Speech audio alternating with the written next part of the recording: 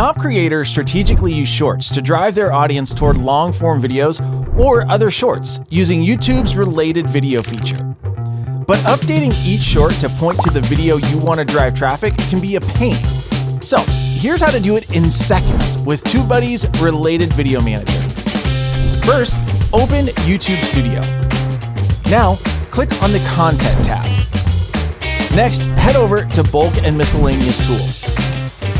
Then choose Related Video Manager. Here, you can select the shorts individually, or if you want to speed things up, just hit Select All.